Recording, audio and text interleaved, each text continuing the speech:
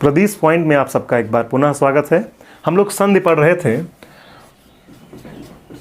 संधि के अंतर्गत हम लोगों ने देखा था कि संधि किसे कहते हैं, तो दो वर्णों के मेल से जो विकार उत्पन्न होता है उसे संधि कहते हैं। संधि के कितने प्रकार होते हैं, तो हमने पढ़ा था स्वर संधि, व्यंजन संधि और विसर्ग संधि। स्वर, व्यंजन और विसर्ग। स्वर संधि क्या होगी, जब स्वरों के मेल होगा, स्वरों वर्णों का मेल होगा, उसमें विकार उत्पन्न होगा तो क्या होगा, स्वर संधि होगी। जब व्यंजन संधि क्या होगा, जब व्यंजन स्वर या स्वर व्यंजन या व्यंजन व्यंजन में जब वर्णों में मेल होगा, विकार उत्पन्न होगा तो व्यंजन संधि होगी। विसर्ग संधि कब होगी, जब विसर्ग तथा स्वर व्यंजन वर्णों में मेल होगा तो कौन सी संधि होगी, विसर्ग संधि। हम लोग स्वर संधि पढ़ रहे थे। स्वर संधि के अंतर्गत हम लोगों ने पढ़ा था, अब स्वर संधि क्या होगी, जब स्वर वर्णों का मेल होगा तो कौन सी संधि होगी, वहां पर स्वर संधि होगी। तो यहां पर हम लोगों ने पढ़ा था, पहली संधि पढ़ लिया था हम लोगों ने, दीर्घ संधि। दीर्घ संधि। दूसरी जो संधि है वो है गुण संधि, और एक संधि और हम लोगों पढ़ेंगे वृद्ध संधि, यण संधि और आयाद संधि। हमने कहा था यह क्रम आप याद रखिएगा, किसी प्रकार के सूत्र को याद करने की जरूरत नहीं होगी। दीर्घ, गुण, वृद्ध, यण, आयादि। हमने कहा था दीर्घ है लेकिन गुण नहीं है तो बेकार है। दीर्घ है, गुण होगा तभी वृद्धि होगी। दीर्घ, गुण, वृद्धि, और फिर कौन, यण, और फिर आदि तो लास्ट में आता है, उसी से याद कर लेंगे हम, आयादि।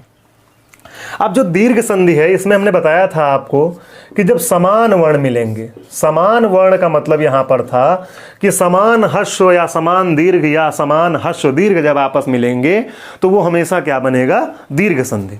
फिर उसके बाद में हम लोग पढ़ेंगे आज गुण संधि। गुण संधि आइए हम लोग पढ़ना शुरू करते हैं बिना समय गंवाए। गुण संधि में क्या होगा,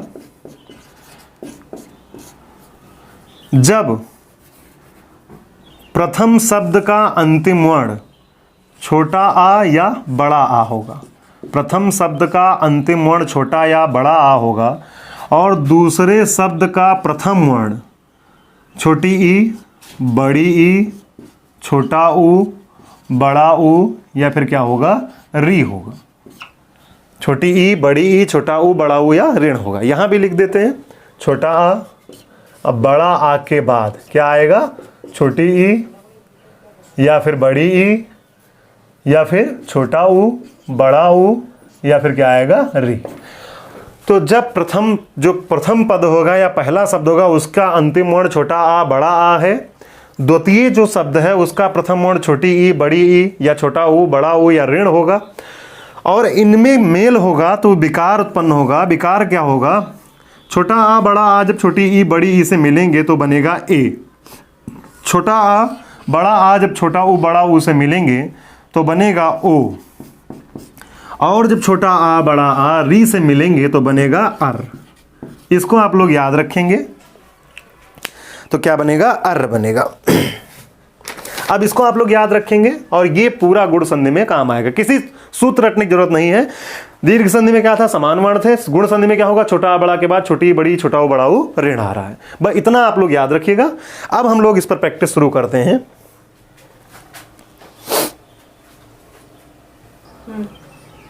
तो अब इसका एग्जाम्पल देखते हैं। मान लीजिए लिखा हुआ है बाल धन इंदु, बाल धन इंदु। अब यहां पर देखेंगे आप तो बाल में अंतिम वर्ण कौन सा है, अगर इसमें हलंत लगाएंगे तो अंतिम वर्ण मिलेगा हमें आ, और इधर पहला वर्ण कौन सा है, ई, अर्थात और क्या बचा, ये बचा।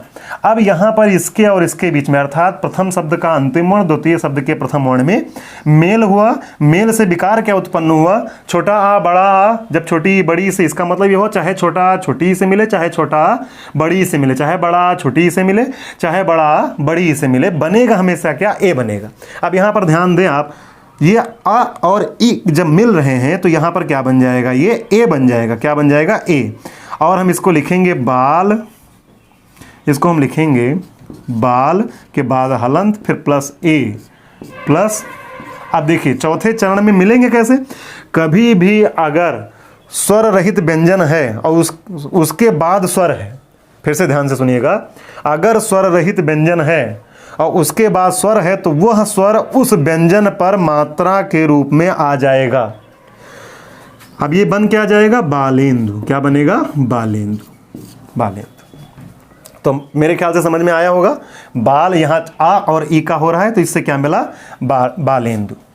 अब जैसे मान लीजिए एक और लिख रहे हैं हम, जैसे लिखा है इतर धन इतर, इतर धन इतर। अब यहाँ पर देखें अगर रा में, तो इसका अंतिम वर्ण क्या हो जाएगा, आ। अब ये प्रोसेस नहीं करते हैं, डायरेक्ट देखते हैं, क्योंकि फिर ऐसे ही करेंगे। देख लीजिए, इस राप के नीचे हलंत लगाया हमने, फिर आ यहाँ से निकाला, फिर प्लस ई, और फिर क्या बचा इधर, तर। अब इसमें ये मेल हुआ, संधि हुई, और इनमें विकार क्या उत्पन्न हुआ, ए आया। अब जाहिर सी बात है स्वर रहित व्यंजन है तो ये मात्रा के रूप में आ जाएगा। ये वाला स्वर क्या हो जाएगा, इतरेतर। क्या बन जाएगा, इतरेतर। नोट करते रहिए आप लोग।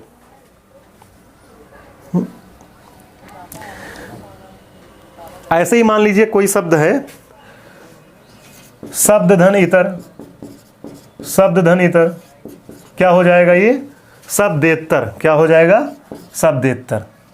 बहुत सारे शब्द ऐसे ही हम इसको लिख सकते हैं। और इसमें देखें, जैसे मान लीजिए विवाह धन इतर देखें, अगर विवाह, विवाह धन इतर क्या बन जाएगा, या आ और ई मिलकर क्या बन जाएगा, विवाहेतर, विवाहेतर। अब ऐसे ही बहुत सारे एग्जाम्पल हैं, जैसे मान लीजिए मानव धन इतर, मानव धन इतर, आ प्लस ई मिलकर क्या बन जाएगा, मानवेतर। भोजन धन इच्छुक क्या बन जाएगा, भोजनेच्छुक, भोजन धन इच्छुक, भोजन धन इच्छुक, भोजन धन इच्छुक क्या बन जाएगा, भोजनेच्छुक, भोजनेच्छुक। फिर मान लीजिए लिखा है कर्म धन इंद्रिय, क्या बन जाएगा, कर्म इंद्रिय। योग धन इंद्र क्या बनेगा, योगेंद्र, योग धन इंद्र क्या बनेगा, योगेंद्र। ऐसे ही मान लीजिए लिखा हुआ है हित धन इच्छा, आ प्लस ही, हितेच्छा, हितेच्छा। ऐसे ही शुभ धन इच्छु लिखा है तो क्या बनेगा, शुभेच्छु। इसी तरह से भारत धन इंद्र लिखा है, क्या बनेगा, भारतेंद्र, भारत धन इंद्र लिखा हुआ है तो क्या बनेगा, भारतेंद्र। मानव धन इंद्र लिखा हुआ है, क्या बनेगा, मानवेंद्र, मानव धन इंद्र क्या बनेगा, मानवेंद्र। जितने भी एग्जाम्पल हम बोल रहे हैं सबको बोर्ड पर लिखना संभव नहीं है, तो आप इसको जो है नोट करते रहिए जो हम बोल रहे हैं। अगर कुछ ना समझ में आए तो उसको कमेंट कीजिएगा, फिर हम अगले वीडियो में उसको क्लियर कर देंगे। जैसे मान लीजिए मृग धन इंद्र लिखा है तो बनेगा क्या, मृगेंद्र। जैसे मृग धन इंद्र, अब सब में किताबों में मुख्यतः इसी रूप में लिखा जाता है, मृग धन इंद्र क्या हो गया, ये मृगेंद्र, क्या हो गया, मृगेंद्र। अब इस तरह से ये विस्तार करके नहीं लिखा जाएगा, लेकिन आप समझ चुके होंगे कि ये प्रोसेस हुआ, फिर ये प्रोसेस हुआ, फिर जाकर ये बना। तो इसी तरह से इसमें भी होगा, लेकिन हम लिखते कैसे हैं, डायरेक्ट। इसको हम क्या किए, समझने के लिए इस तरह से लिखें। फिर ऐसे बहुत सारे शब्द हैं, जैसे मान लीजिए है हित धन इच्छा, क्या हो जाएगा, हितेच्छा। इस तरह से ये हुआ। और इसमें देखते हैं, मान लीजिए लिखा है योग धन ईश्वर, योग धन ईश्वर, योग धन ईश्वर, योग धन ईश्वर। अब यहां पर क्या बनेगा, आ और बड़ी, छोटा आ और बड़ी मिलकर क्या बनाएंगे, योगेश्वर। क्या बनेगा, योगेश्वर। योग धन ईश्वर बराबर क्या हो जाएगा, योगेश्वर। इसी तरह से मान लीजिए लिखा है परम धन ईश्वर, परम धन ईश्वर। अब यहां से आ मिला और ये प्लस ई, क्या बना ये, ए, और ये क्या बना, परम के नीचे हलंत लग गया और इधर ईश्वर था ही, ये इस पर मात्रा के रूप में जाएगा, क्या बन जाएगा, परमेश्वर, परमेश्वर। ये मैं आपको समझाने के लिए बता रहा हूं, परमेश्वर। बाकी किताबों में डायरेक्ट लिखा रहेगा परम धन ईश्वर बराबर परमेश्वर। फिर उसके बाद में मान लीजिए लिखा है उपधन इच्छा, उपधन इच्छा क्या हो जाएगा, उपेक्षा। इसी तरह से मान लीजिए लिखा है महाधन इंद्र, महाधन इंद्र, महाधन इंद्र, बड़ा आ प्लस ई क्या बन जाएगा, ये ए बन जाएगा। महेंद्र क्या बन जाएगा, महेंद्र, ये बनेगा महेंद्र। ना समझ में आए तो पूछिएगा जरूर, महेंद्र। इसी तरह से मान लीजिए लिखा हुआ है रसनाधन इंद्रिय, क्या बन जाएगा, रसनेन्द्रिय। इसी तरह से यथाधन इष्ट लिखा हुआ है, क्या बनेगा, यथेष्ट। बहुत सारे शब्द हैं। अब मान लीजिए लिखा है रमाधन ईश, रमाधन ईश, रमाधन ईश, रमाधन ईश क्या हो जाएगा, रमाधन ईश बन जाएगा रमेश, रमाधन ईश क्या बन जाएगा? रमेश। अब देख लें कैसे बना। जैसे मान लीजिए यहाँ पर माँ से क्या निकाल लिया हमने? बड़ा आ निकाल लिया, अर्थात अंतिम वर्ण जो है इसका वो क्या है? बड़ा, और इसका प्रथम वर्ण क्या है? ई। अब ये दोनों मिलकर क्या बनाएंगे? क्या बनाएंगे? ए। क्या बनाइए? रमेश।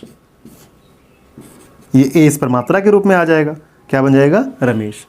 इसी तरह से मान लीजिए है महेश्वर, महा धन ईश्वर, क्या हो जाएगा? महेश्वर। महेश्वर। इसी तरह से हम लोग और शब्द देखें, जैसे मान लीजिए है भय धन उत्पादक, भय धन उत्पादक। अब यहाँ पर देखिएगा भय धन उत्पादक, भय धन उत्पादक। अब यहाँ से अगर हम लिखें ये भय से आ निकाल लें, आ छोटा आ रहेगा ही, फिर उसके बाद में क्या आ जाएगा? ऊ, और बचेगा क्या? उत्पादक। अब यहाँ से आ और ऊ मिलकर क्या बनाएंगे? छोटा आ बड़ा, चाहे छोटा ऊ बड़ा ऊ से, मतलब कोई भी किसी से मिले बनेगा क्या? हमेशा ओ। आ चाहे ऊ से, चाहे आ ऊ से, चाहे आ ऊ से, चाहे आ ऊ से, तो बनेगा क्या? हमेशा ओ। अब ये ओ, अब ये ओ बन जाएगा। और अभी हमने बताया था कि क्या होगा? अगर कोई स्वर रहित व्यंजन है उसके बाद कोई मात्रा आती है, सॉरी, अगर कोई स्वर रहित व्यंजन है और उसके बाद कोई स्वर आता है तो वह स्वर उस व्यंजन पर मात्रा के रूप में चला जाएगा, तो ये क्या हो जाएगा? ओ की मात्रा लग जाएगी, बनेगा क्या? भयोत्पादक। क्या बनेगा? भयोत्पादक।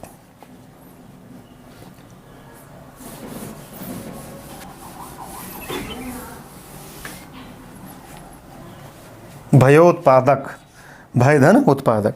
अब जैसे मान लीजिए लिखा है जीर्ण धन उद्धार, जीर्ण धन उद्धार, जीर्ण धन उद्धार, उद्धार।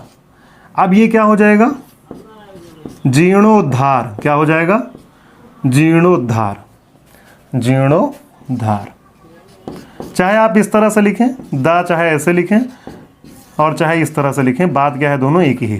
अब यहाँ समझने वाली बात यह है कि हिंदी में जो दिखता है वो होता नहीं है, जो होता है वो दिखता नहीं है, जो होता है वो दिखता नहीं है, और जो दिखता है वो होता नहीं। इसका मतलब क्या हुआ? इसका मतलब ये हुआ कि हम इसको इस तरह से लिखें और चाहे हम इस तरह से लिखें, दोनों का मतलब क्या है? एक ही है। यहाँ पर जो दा है ये दिख रहा है कंप्लीट दा, लेकिन वास्तव में क्या है? आधा है। आधा मतलब, आधा का मतलब ये होता है कि ये स्वर रहित है, और पूरा का मतलब होता है कि स्वर सहित है। तो यहाँ पर इसीलिए कहा जाता है हिंदी में कि जो दिखता है होता नहीं, जो होता है। यहाँ पर दिख रहा है आपको पूरा धा, लेकिन ये है नहीं, और यहाँ पर दिख रहा है आपको आधा धा, लेकिन ये पूरा धा है। तो कहने का मतलब ये है कि दा क्या है? यहाँ पर ये स्वर रहित है, और धा क्या है? ये स्वर सहित है। तो इस तरह से ऐसे ही बहुत सा और भी शब्द हैं। जैसे मान लीजिए ये लिखा हुआ है, अब चाहे आप इस तरह से लिखें और चाहे आप इस तरह से लिखें।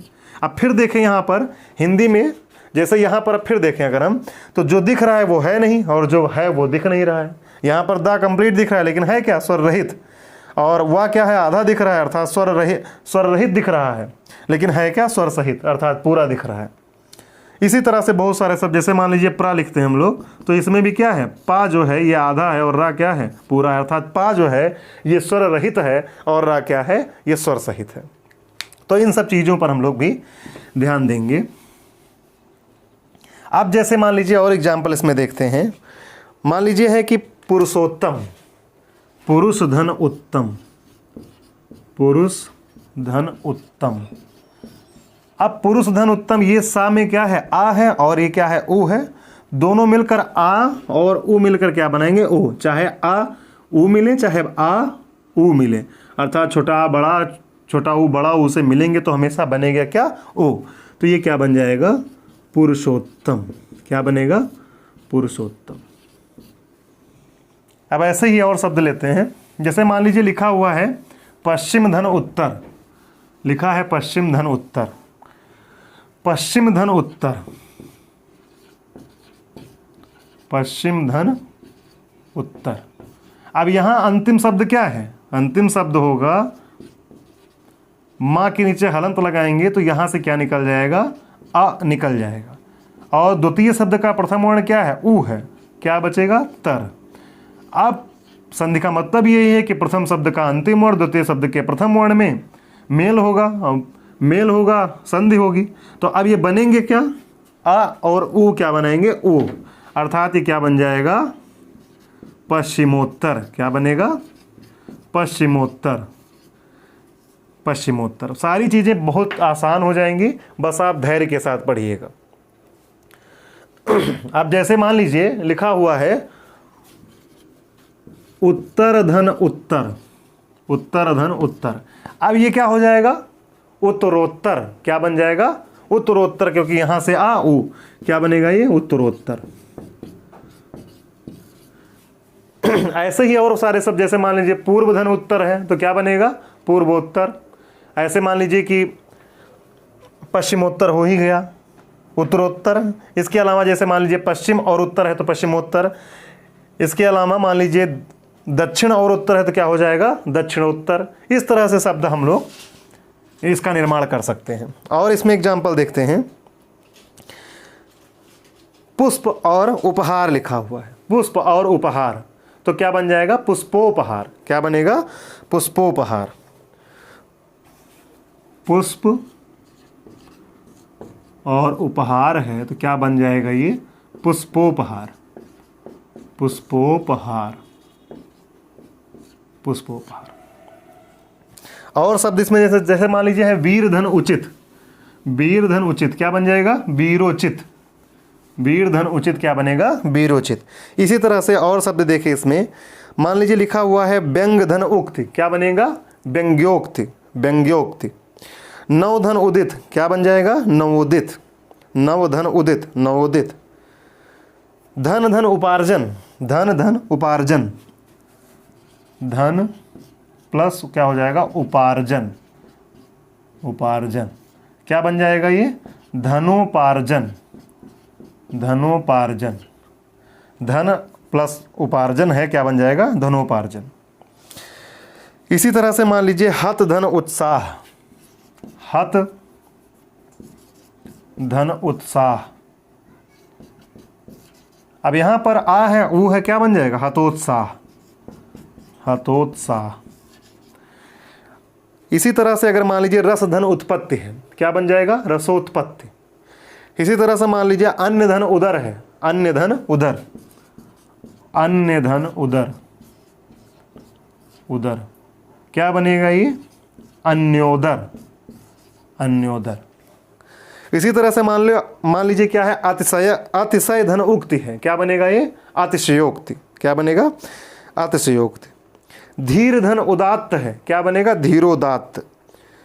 रस धन उद्रेक है, क्या बनेगा, रसोद्रेक।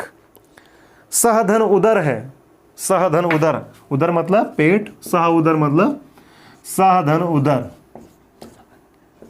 जब एक ही माता के गर्भ से दो लोग पैदा होते हैं तो उनको क्या कहा जाता है, सहोदर। सह धन उदर, एक ही पेट से पैदा होना, एक ही गर्भ से पैदा होना, क्या हो जाएगा, सहोदर। और इस ऐसे ही और देखते हैं, जैसे मान लीजिए है कथ धन उपकथन, कथ धन उपकथन क्या हो जाएगा, कथोपकथन। प्रवेश धन उत्सव क्या हो जाएगा, प्रवेशोत्सव। इसी तरह से जन धन उपयोगी, सब शब्द आप सुने होंगे, जन धन उपयोगी, जन धन उपयोगी। क्या बनेगा ये, यहाँ छोटा और ये वो क्या बन जाएगा, जनोपयोगी, जनोपयोगी, जनोपयोगी। साधन उल्लास, साधन उल्लास, सोल्लास क्या बनेगा, सोल्लास। दलित धन उत्थान क्या बन जाएगा, दलितोत्थान, दलित धन उत्थान, दलित प्लस उत्थान। सब आप सारे एग्जाम्पल कॉपी में नोट करते रहिएगा। क्या बनेगा ये, दलितोत्थान, दलितोत्थान। इसी तरह से मान लीजिए नील धन उत्पल क्या बन जाएगा, नीलोत्पल, नील धन उत्पल, उत्पल में आधा ता रहेगा, नील धन उत्पल क्या बन जाएगा, नीलोत्पल। नीलोत्पल का मतलब होता है नीला कमल। इसी तरह से मान लीजिए दीप धन उत्सव, दीप धन उत्सव, आ और ऊ मिलकर क्या बन जाएगा, दीपोत्सव। इसी तरह से मान लीजिए है मानव धन उचित, मानव धन उचित, मानव आ गया लास्ट में, उचित में वो आ गया, क्या बन जाएगा? मानवोचित, मानवोचित, मानवोचित। चलिए अब मान लीजिए है जलधन उर्म, जलधन ऊर्म, क्या बन जाएगा ये? आ और बड़ा ऊ से मिलकर जलोर में, जलोर में। इसी तरह से मान लीजिए है सूर्य धन ऊष्मा, सूर्य धन ऊष्मा,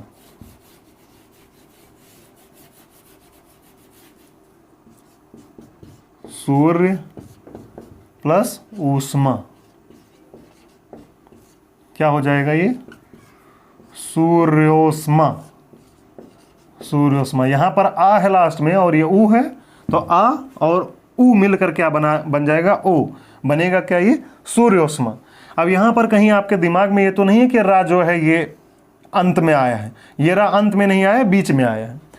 जब कभी भी ये रा के रूप हम एक अलग चैप्टर पढ़ेंगे तो उसमें हम समझाएंगे आपको कि रा के कौन कौन से रूप होते हैं। तो ये यहाँ पर क्या हुआ है, ये जो है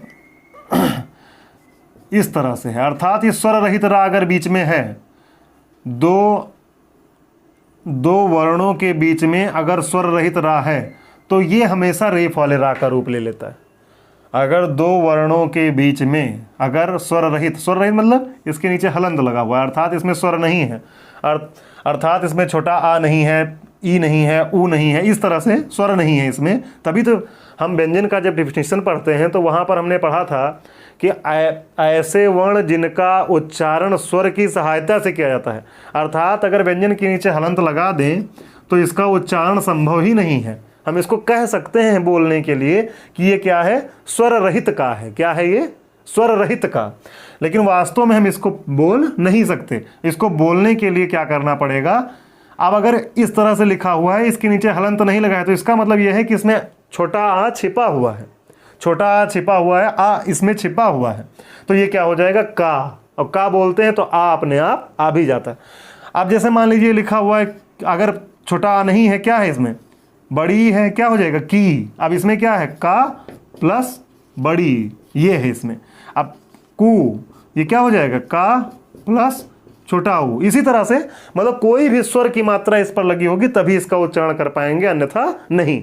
अगर कोई स्वर की मात्रा नहीं लगी, क्योंकि छोटा आ की कोई मात्रा नहीं होती है, इसी तरह से लिखा हुआ है, इसके नीचे हलंत नहीं लगा हुआ है, तो इसका मतलब है कि इसमें आ है। तो फिर से समझिए, यहां पर जो रा है ये क्या है? जब कभी भी दो वर्णों के बीच में स्वर रहित रा आएगा, दो वर्णों के बीच में स्वर रहित रा आएगा, तो ये हमेशा किस रूप में चला जाएगा? जहां पर ये लिखा हुआ है उसके अगले वर्ण पर, अर्थात जहां पर इसका उच्चारण करते हैं रा का, उसके अगले वर्ण पर ये रेफ वाले रा के रूप में चला जाएगा। जैसे यहां पर देखिए आप, ये क्या लिखा हुआ? सूर्य। क्या लिखा हुआ? सूर्य। तो सूर्य, रा पहले आ रहा है या बाद में आ रहा है? लेकिन रा कहां चला गया? अगले वर्ण पर, अर्थात या पर चला गया। इसी तरह से एक शब्द और है जो अक्सर पूछा जाता है, वास्तव में ये है आशीर्वाद। अब ये क्या है? दो वर्णों के बीच में स्वर रहित रा था, तो जहां इसका उच्चारण हो रहा था वहां पर हम इसका उच्चारण नहीं कर रहे हैं। हम कहां पर चला गया? ये रा जो है अगले वर्ण पर चला गया। अगले वर्ण पर मतलब ये है कि किस पर चला गया? वाह पर चला गया। किस पर चला गया? वाह पर चला गया। अब एक बात और याद रखना है कि अगर रेफ वाला रा है और अगला वर्ण इसका क्या है? वाह है, लेकिन उस पर मात्रा क्या लगी हुई? बड़ा आ की। मात्रा किसकी लगी हुई है? बड़ा आ की। तो ये रेफ वाला रा किस पर जाएगा? उस अगले वर्ण पर तो जाएगा, लेकिन उस वर्ण पर अगर स्वर की कोई मात्रा लगी है तो उस पर जाएगा, वो उसके साथ जाएगा। तो ये किस पर मात्रा लगी हुई? बड़ा आ की। ये भी सीखिए, बहुत लोग वाह पर रा की मात्रा लगा देते हैं, तो वो क्या है? गलत है। मात्रा कहां लगेगी? वास्तव में बड़ा आ की मात्रा पर लगेगा। ये तो मेरे ख्याल से समझ गए होंगे। तो ये क्या हो जाएगा? सूर्योष्मा। क्या बना ये? सूर्योष्मा। इसी तरह से मान लीजिए लिखा है गंगाधन ऊर्म। गंगाधन ऊर्म क्या बनेगा? गंगोर में। क्या बनेगा? गंगोर में। इसी तरह से अगर लिखा हुआ है महाधन ऊर्जा, क्या बनेगा? महोर्जा। महाधन ऊर्जा क्या बनेगा? महोर्जा। तो अब हम देखते हैं, जैसे यहाँ पर हमने देखा कि अगर आ ई से मिलता है तो क्या बनेगा ए, अर्थात आ चाहे ए से मिले, आ चाहे ई से मिले, आ चाहे ई से मिले, चाहे ई से मिले, इसका मतलब छोटा आ छोटी ई, सब समझने के लिए इसीलिए हम छोटा बड़ा बोलते हैं कि आप समझ जाएं। ये दोनों चाहे इन दोनों से मिले तब क्या बनेगा ओ बनेगा, ये दोनों चाहे इनसे मिले तो क्या बनेगा अर्र बनेगा। अर्र के नीचे मात्रा जरूर लगाना है, रा के नीचे मात्रा जरूर लगाना है। तो जैसे लिखा हुआ है, मान लीजिए लिखा हुआ है महाधन ऋषि, क्या लिखा है ध्यान से समझिएगा इसको, महाधन ऋषि, महाधन ऋषि। अब यहां पर आप देखें तो यहां पर आपको क्या मिल गया, प्रथम शब्द का अंतिम वर्ण क्या मिला बड़ा आ, और द्वितीय शब्द का प्रथम वर्ण क्या मिला री मिला। अब ये दोनों मिलकर क्या बनाएंगे, अभी हम सीखें कि क्या बनाएंगे अर्र बनाएंगे, अर्र बनाएंगे। तो यहां पर देखें अब ये क्या हो जाएगा, बड़ा यहाँ से निकाल लिए तो ये हलंत, यहाँ पर क्या लग जाएगा हलंत लग जाएगा, और बीच में क्या आ जाएगा आ और रा, फिर क्या होगा ऋषि। समझ में आया कि नहीं। देखो जैसे यहां से जब बड़ा आ निकल गया तो क्या बचा यहां पर, तो यहां पर केवल क्या बचेगा स्वर रहित हा, स्वर रहित हा मतलब इसमें स्वर नहीं है, और क्या हो गया अर्र। अच्छा यहां पर हमने क्या निकाला था री, तो यहां पर केवल क्या बचेगा, केवल सा बचेगा, और उस पर छोटी की मात्रा होगी शी बचेगा, क्या बचेगा सी। अब इनको जोड़ना है। अब आपको हम कई बार बता चुके हैं कि अगर स्वर रहित व्यंजन है उसके बाद कोई स्वर है तो उसमें वो मिल जाएगा। तो ये जब आ इसमें आ जाएगा तो ये कंप्लीट हो जाएगा, और क्या हो जाएगा म। और फिर ये जो रा है इसको ऐसे ही लिख लेते हैं, और फिर ये क्या हो जाएगा। अब आप बताइए, अभी जो हमने आपको बताया था कि दो वर्णों के बीच में जब स्वर रहित रा आएगा, दो वर्णों के बीच में जब स्वर रहित रा आएगा तो अगले वर्ण पर किस रूप में चला जाएगा, मात्रा के रूप में, रेफ वाले रा के रूप में चला जाएगा। तो ये क्या हो जाएगा, ये बना महर्षि, और इस छोटी की मात्रा के साथ रेफ वाले रा के रूप में चला गया, क्या बना महर्षि। समझ में आया कि नहीं, महर्षि। और एग्जाम्पल देखते हैं इसका। ऐसे ही मान लीजिए लिखा हुआ है देव प्लस ऋषि। अब यहां से क्या मिल जाएगा, वा से हमने क्या निकाल लिया आ निकाल लिया, और इधर से क्या निकाल ले, ये जो द्वितीय शब्द है इसका प्रथम वर्ण क्या होगा री होगा, फिर बचेगा क्या सी। अब यहां पर ये दोनों मिलकर क्या बनाएंगे अर्र बनाएंगे, हलंत लग जाएगा रा के नीचे। ये क्या बचा देव प्लस अर्र प्लस सी। फिर उसके बाद में अब ये आ इसमें आकर मिल जाएगा, ये क्या बन जाएगा पूरा वा, और क्या बचा क्या स्वर रहित रा और फिर सी। अब ये जो दो वर्णों के बीच में स्वर रहित रा है तो किस रूप में चला जाएगा, ये रेफ वाले रा के रूप में, और ये बन क्या जाएगा देवर्षि। क्या बनेगा देवर्षि। तुम्हारे ख्याल से समझ में आया होगा। इस तरह से ये वृद्ध संधि जो है ये समाप्त हुई। अगली संधि हम लोगों को पढ़नी है यण संधि। तो अब हम उसको नेक्स्ट वीडियो में पढ़ते हैं। आप इसको खूब ध्यान से पढ़ते रहिए, समझते रहिए, कहीं भी कोई प्रॉब्लम नहीं होगी। और जितना एग्जाम्पल हम करवा रहे हैं उसको ध्यान से आप समझते रहिए। जो हम बोल रहे हैं नहीं लिख पा रहे हैं बोर्ड पर, वो भी आप नोट जरूर कीजिएगा। और आप देखेंगे धैर्य के साथ अगर आप पढ़ेंगे तो कुछ भी आपको रटने की, कोई ट्रिक याद करने की ज़रूरत नहीं पड़ेगी, इतनी हमारी गारंटी है। तो इसको ध्यान से एक बार फिर से हम बता दें आपको कि जैसे अभी तक जितना भी हम लोग पढ़े हैं, अभी तक जो भी पढ़े हम लोग, उसमें जैसे मान लीजिए कि बीच में क्या आ जाए, बीच में अगर एक ही मात्रा आ जाए, जैसे मान लीजिए हम लिख रहे थे इतर धन इतर अर्थात इतरेतर। अब यहाँ पर किसकी मात्रा मिली, एक ही मात्रा, तो कौन सी संधि होगी इसमें, कौन संधि होगी गुण संधि इतरेतर। इसी तरह से मान लीजिए हम लिख रहे थे वाचेतर, वाच धन इतर बराबर वाचेतर। इसी तरह से हमने लिखा था विवाह धन इतर बराबर विवाहेतर। तो एक ही मात्रा अगर बीच में मिल जाए तो हम जान जाएंगे कि यहाँ ए बना है, मतलब किससे बना होगा आ प्लस ई से, या बड़ा आ प्लस बड़ी ई से, मतलब ये मिलकर क्या बना होगा ए बना होगा। तो यहाँ हम समझ जाएंगे, अगर ए आया बीच में तो हम समझ जाएंगे कि कौन सी संधि है, गुण संधि है। ओ आया बीच में तो हम समझ जाएंगे कि कौन संधि है, जैसे परधन उपकार परोपकार, क्या हो जाएगा, पर धन उपकार क्या हो जाएगा, परोपकार। तो हम समझ जाएंगे कि कौन सी संधि है गुण। जैसे मान लीजिए लिखा है आनंद धन उत्कर्ष, क्या हो जाएगा, आनंदोत्कर्ष। इसी तरह से मान लीजिए लिखा है भय धन उत्पादक, भयोत्पादक, बीच में कौन आ रहा है, ओ आ रहा है, भयोत्पादक, भयोत्पादक। अब यहां पर बीच में क्या मिला, ओ मिला, हम समझ जाएंगे कि ये और ये मिलकर ओ बनाए होंगे।